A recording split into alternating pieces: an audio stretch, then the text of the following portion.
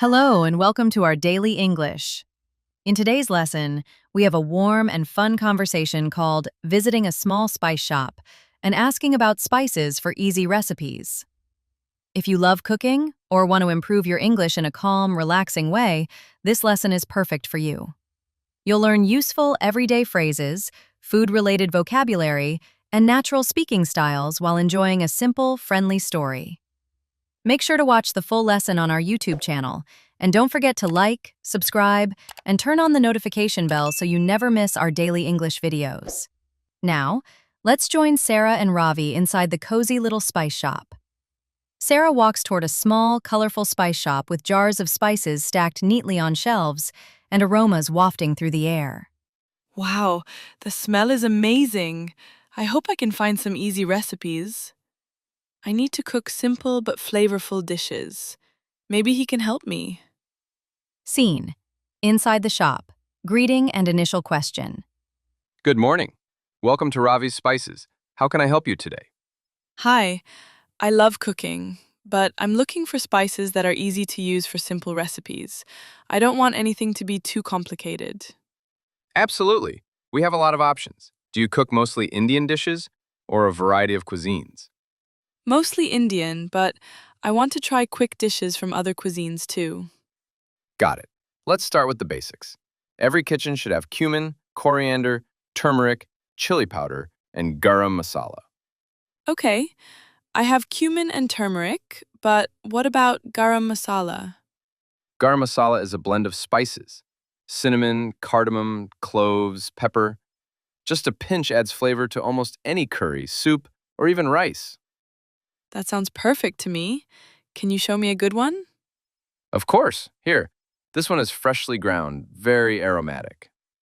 Oh, it smells so warm and comforting. I want something simple, maybe 20 to 30 minutes meals. What do you suggest? For a quick curry, you can use turmeric, cumin, and garam masala with onion, tomato, and your choice of vegetables. It's very easy and tasty. Oh, I can try that with potatoes and peas. Exactly.